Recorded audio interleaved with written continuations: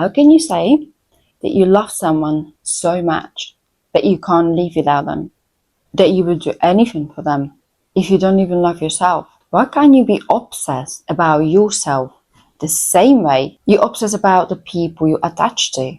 This video is about a little girl who learned to love people who only loved her when she stayed small, quiet, and easy to control. She lost the best years of her life to narcissistic and toxic people and family. And I'm sharing a story with you and what she learned, because I know there's many people like her trapped in their life, blaming themselves for not being good enough, punishing themselves for other people's actions. Now, before we get any deeper, I want you to go and find the biggest mirror. I want you to stand right in front of it and see the version, face the version of you are right now. Look right into its eyes and tell that version you see in the mirror, you are worthy of love even when you feel broken.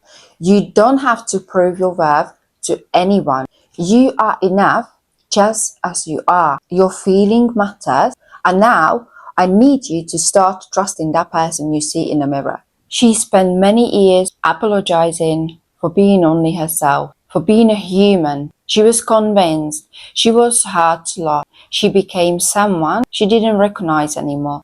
And it didn't happen overnight. There's this study that say people raised around narcissistic or toxic dynamics are 5 times more likely to build similar relationships in adulthood. And this is not because they choose to. It's because they follow a pattern that feels so familiar to them. After years of trying to break the cycle, letting go of toxic narcissists was the best decision she ever made. She isn't just grateful for letting them go. She's grateful they were in her life at all because they taught her something powerful. Why do you believe the pain is proof of love? It's fascinating how human relationships can be both a source of pain and source of joy at the same time. We often throw around the term narcissism, but be honest with yourself. Do you really know what it means? Or do you always wait until it's too late, until the shit gets real, until it starts seriously affecting your life and your mental health? Narcissism is a personality disorder characterized by self-importance, a need for admiration, and a lack of empathy for others. I've seen it destroy relationships, shattered self-esteem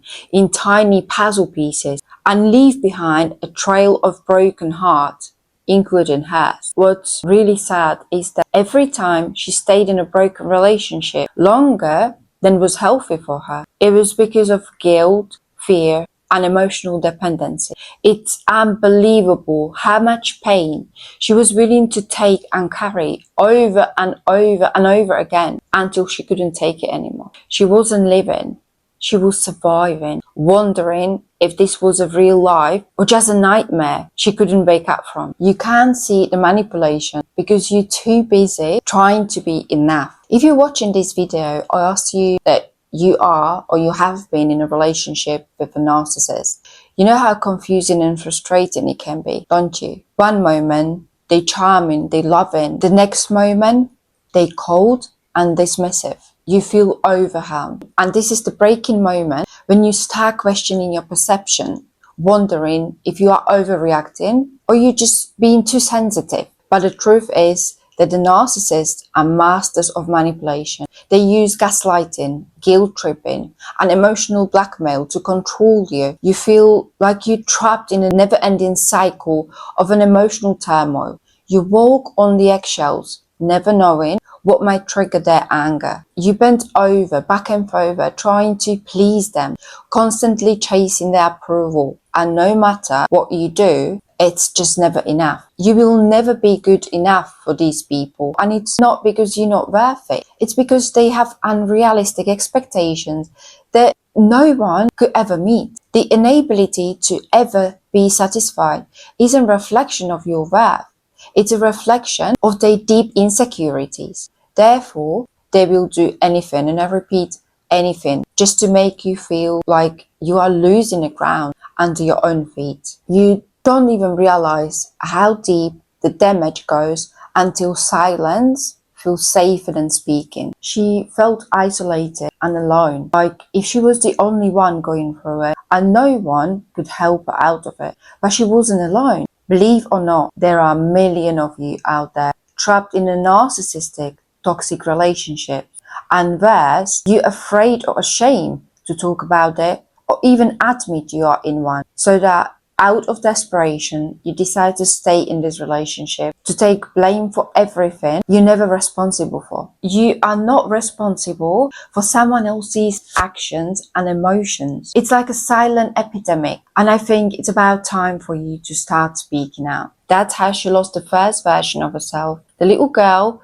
who believed she had to be small to survive. Her journey with a narcissist started in her childhood. Her parents divorced when she was 8.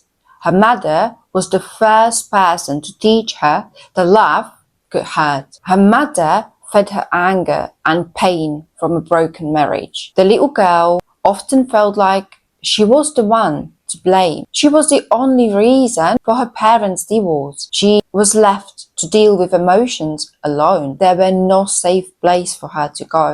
Whenever she felt overwhelmed or emotionally drained, she felt unwanted, lonely and confused, not only at home but at school. She was dying to be seen but too scared to form relationships. Every relationship she had, she was people-pleasing. She left the others manipulate her and control her because she feared abandonment. She thought she had to be perfect to be loved. She told people would only love her if she lived up to their expectations. It was very hard for her to keep up with her mother's unrealistic expectations and conditions that were constantly changing. Nothing she ever done was just good enough. If she cried, she was dramatic. If she spoke up, she was ungrateful. If she was quiet, she was disrespectful. She was never the golden child like her siblings were. She became a punching bag instead, emotionally, psychologically, and unfortunately, physically. Her life was all about walking on the eggshells. Approval came only when she performed. She became addicted to earn love that should be freely given to her. She had to earn love from her own mother that had never been given to her anyway. That were not the love of her life. They were the lesson she had to learn. As a teenager, she lost herself even more. She was following the toxic pattern. She was taught as a child. She feared rejection and jumped from relationship to relationship, desperate to avoid being alone. Her every relationship followed the same pattern, from love bombing to toxic controlling. Every time she met someone who made her seen and showed her some kind of affection, she thought it was love, but it wasn't.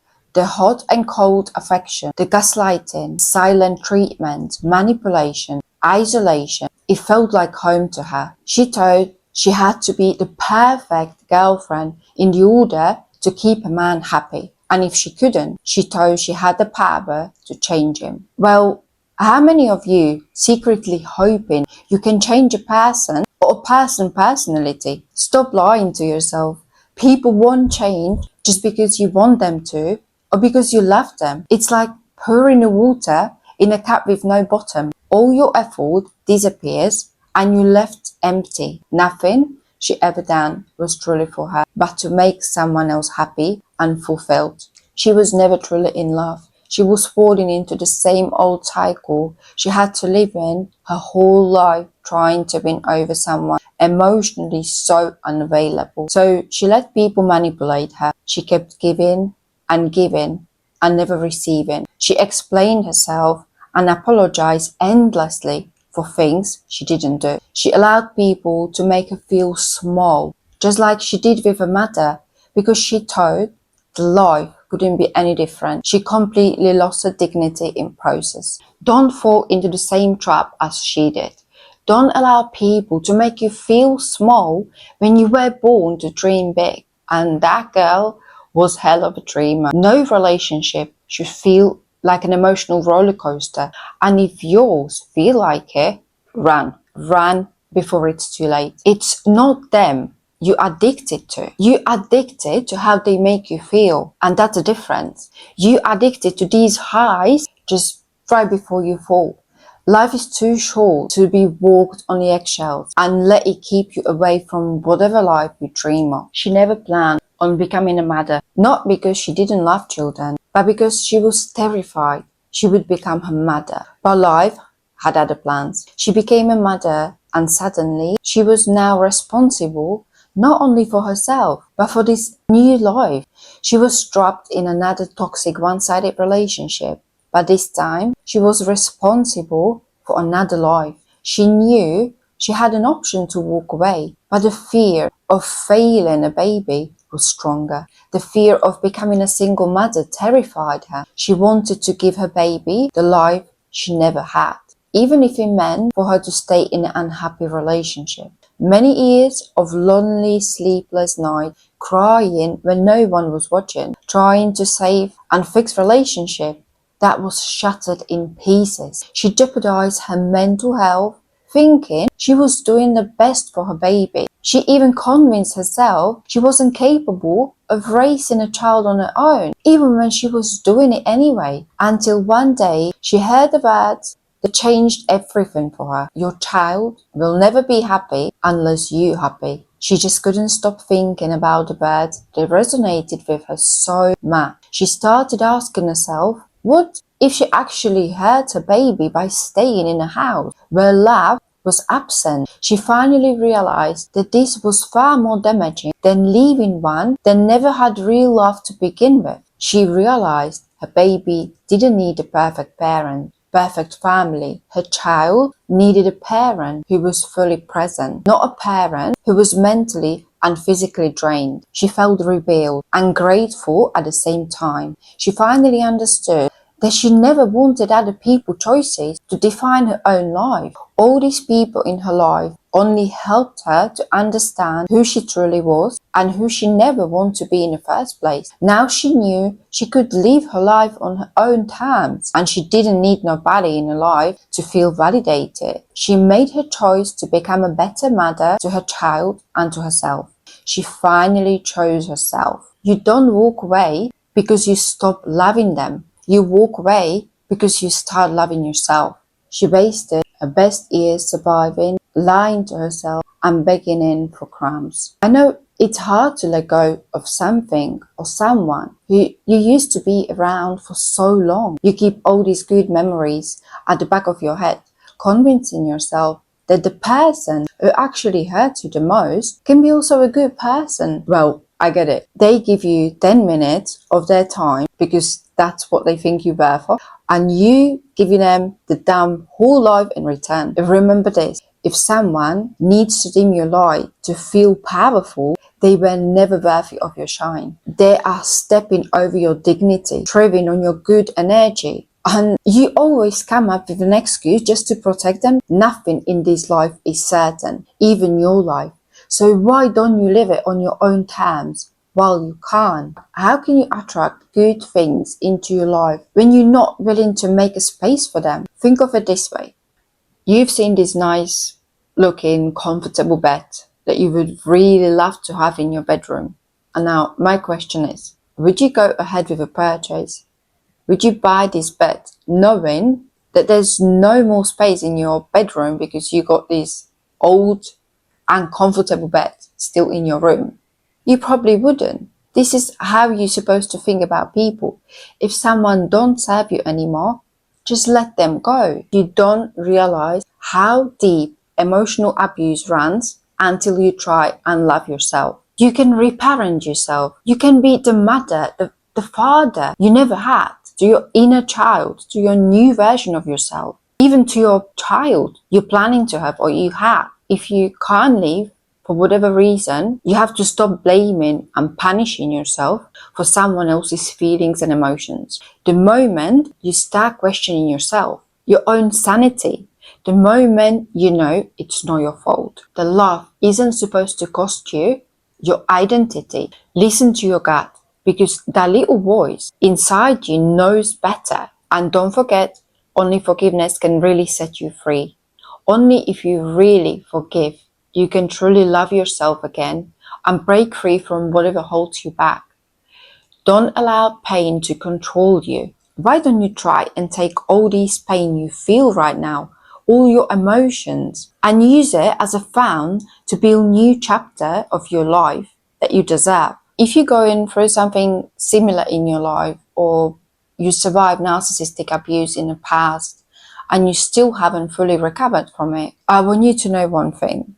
You're not alone. Even if it feels you are completely alone and there's no one around you, there's no one to support you, there's no one to help you, you still have yourself. You're always going to have your back. Because at the end, if you don't choose yourself, then who will? Thanks for watching, and I would really love to hear from you, sharing your own experiences, your questions in the comments below. You never know who you can help maybe change their life by sharing your own story. See you next video. Love you.